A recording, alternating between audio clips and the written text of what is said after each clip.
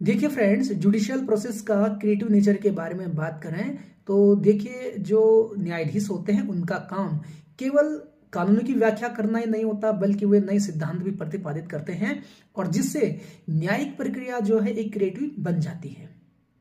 और जो बदलते हुए सामाजिक मूल्यों के अनुसार विकसित होती है। जैसे